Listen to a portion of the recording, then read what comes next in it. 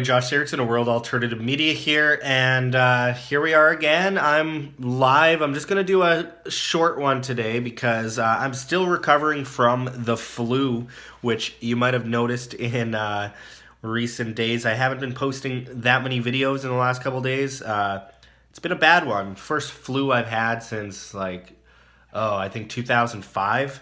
So it hit me a little bit harder than usual. I am still not well. My voice has been on and off. Keep losing it.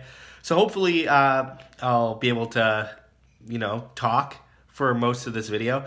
If I lose my voice randomly, I'm just gonna take off. But make sure to press like on the video. It helps it get into the algo. Helps a lot. Hello to everyone. I saw someone from Australia there.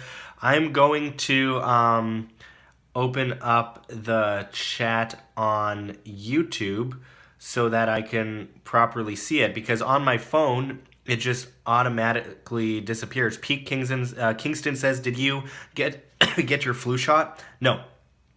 Jethro from Australia. Hello, good to see you. Yeah, we're gonna get to a few questions here today. Just want to get all this ready. I wanted to show my face and show you guys that I'm still alive. My last video I posted yesterday of me, but it was from like a week ago. And during a couple videos I did with John Snyson. Johnny Dingo says testing. Hi Josh. Hello Johnny. Good to see you. Yeah, let me just see here. It is not showing my live video on YouTube for me. It's funny because it's like, so it's supposed to show subscribers, but when it's not showing you yourself that you're live, it is slightly concerning a little bit, but we'll see. We got 27 people out of 118,000 people watching. Okay, there we go. That's some people. 4 likes. Keep those likes going up, and send in your questions. I should be able to take them in a moment once I get this all open. Like I said, for those just tuning in, I've still got the flu. So that has been standing in my way a little bit lately. Okay, here, let's open this up. Oh, cool. YouTube makes it now so I can do 2 live streams on my channel at the same time. That's interesting. Haven't seen that one before. Okay, turn off the volume on my computer so I don't hear myself talking back, and let's see. Oh, there's the chat. Okay, so we got Crod7435 says, "Do you Syria will go to war with Israel?" I don't know. The military-industrial complex always has something to benefit themselves in the long term. They always have a way to create more problems in order to come in to create more problems as so-called solutions. It's always the disguise of solutions. It's a Hegelian dialectic, problem, reaction, solution, repeat for eternity, and it's always the way it has been. I really hope not, and it's a horrible thing. I'm going to be on the Syrian border later this year, reporting on a story, and Göbekli Tepe in Turkey, in the Urfa province. I'm looking forward to that. I really can't wait to do that, and I'm actually planning a trip to Iraq next year to disprove some rumors about the reality of Iraq today. But anyway, let's see. What do I got here? I saw some weird comment about pants. Crazy Fresh says, "Do you hate pants?" No, I do not hate pants. And if you're saying that, no, I have pants on. A lot of people mention that to me. Why don't you just make video? Like, you don't even have to barely get ready. You just get the top half ready, and the camera only sees that part. And but no. John Beard, you look into juicing and coffee. Yeah. Jeff Berwick won't leave me alone about that. I've been hearing nothing but stuff about that. But yeah, there's definitely things I need to do to be healthier. Everyone does. We all have things to learn. And it's also more enjoyable sometimes to be unhealthy a little bit in little ways. It is hard to break, but yeah, I mean, that's definitely an issue. I want to look into more, more healthy foods and stuff like that. Steve C, thanks for all that you do, Josh. Thank you for watching. I really appreciate everyone watching. You guys make it possible for me to actually do this, period. Let's see. Horace Bush says, I'm about to move to La Paz, Mexico. If during the collapse things should get bad there as well, where would be the next place you would move if it were you, Josh? Well, let's put it this way. There's central banks in every country in the entire world. And regardless of if they're private or public, it doesn't matter. They're still central banks enforcing usury legal tender laws on the populace, so it's not going to be good either way.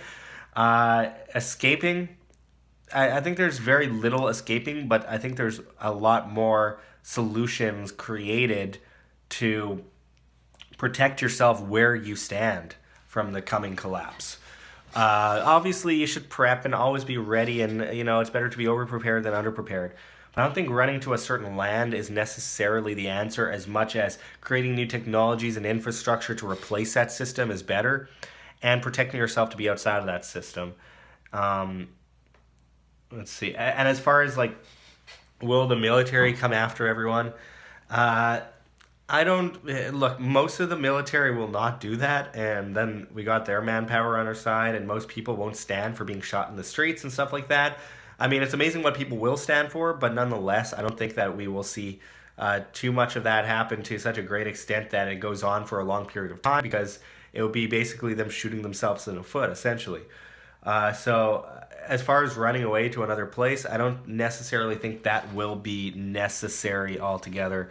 I think there's better ways of going about it. Um, and let's see. We got Charles D. Hey, it's Q&A with Josh. Keep up the good work, Wham. Thank you very much, Charles. I appreciate it.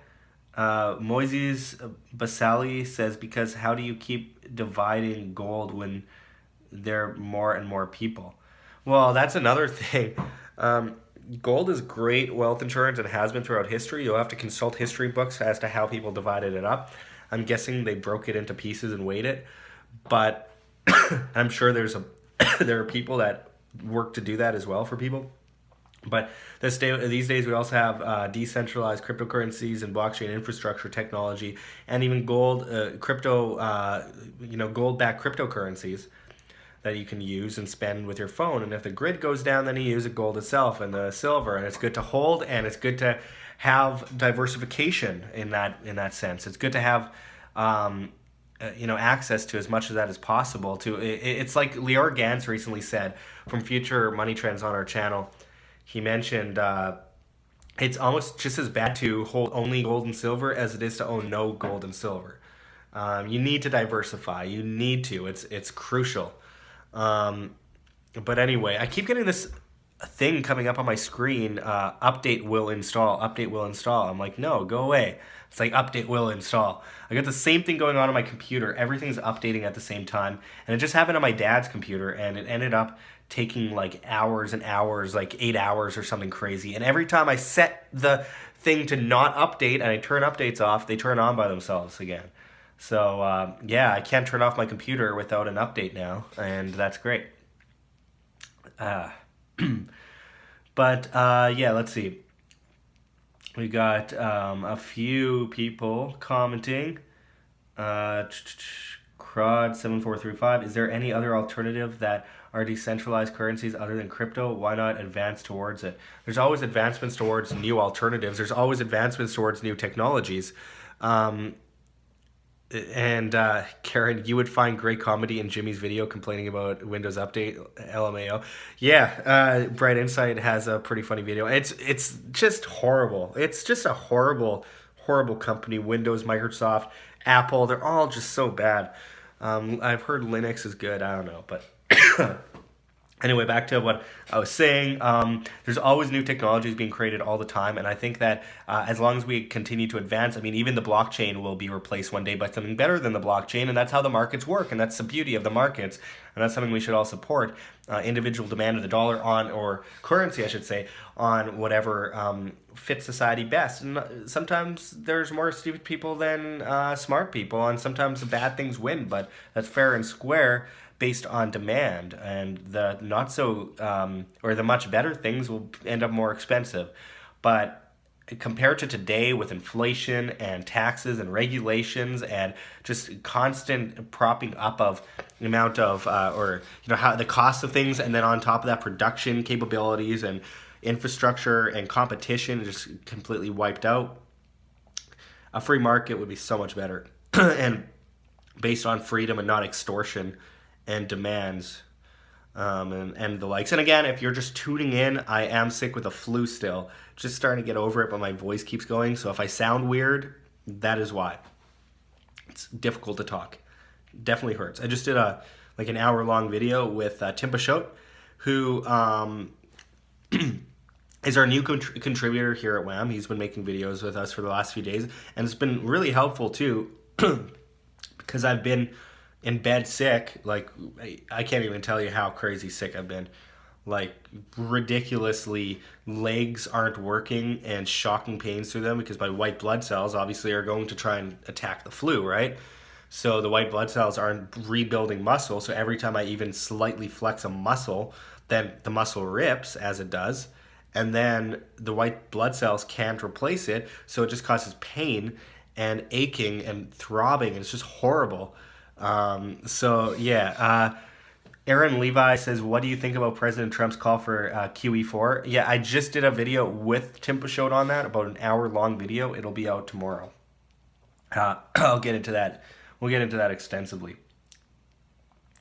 Let's see. Soylent, one of these people, Soylent Goy.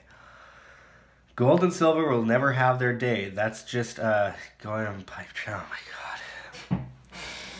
So tell that to world history, millennias. Tell that to all the cases throughout history, and talk about how the banks are spoofing gold and silver. And once the banks, who are bankrupt, by the way, go down, how that'll affect gold and silver long term. Anyway, it's so stupid. I get these comments a lot. And anyway, let's see. Jimmy Beam, paper is paper, gold and silver never go up or down in value. It's money that does. Well, yeah, no, that's true. It's a purchase. Well, gold and silver do go up and down in value versus purchasing power, just like fiat currencies do. But fiat currencies just go down basically, and it's a race to the bottom between all of them. But gold and silver do change value, but it's all about what you can purchase with that gold and silver. But yeah, when we judge it by fiat, it's definitely very, very, very skewed. Rika, the hopeful voluntarist. Hey Josh, when is the trip to Africa? I'm not announcing exactly when that is, or even the area in which I'm going to do that, because it could get me killed. So I'm gonna be cautious. I just don't want to throw any caution to the wind on this. I want to be cautious about this and make sure that no one knows exactly when it's going to happen. So but it'll be in the coming months, and you'll see then. But I can't even tell you how excited I am for it. Concerned, scared, yes. I'd be stupid not to be, but I'm very excited for it. And I mean, it'll be a testing ground for me going to Turkey later this year and going to Iraq next year. I just seem to be picking all the countries that the government's going to give me a really hard time with when they see my passport. Why have you gone to Mauritania, the disputed territory of Morocco/Western Sahara, as it's called, and Turkey and Iraq? What's going on here? And I'm just like, ancient civilizations. What else is there to this? But of course, they're gonna treat me pretty badly for that. If they already treat me bad enough, so we'll see how that goes. I wonder how it affects Luke Radowski. He goes to all these crazy places all the time, though he refuses to go with me to Iraq. I'm like, let's go to Iraq. He's like, no way. I'm like, why not? Because Iraq looks kind of awesome. And he's like, it's not. And I'm like, have you been there? And he's like, no.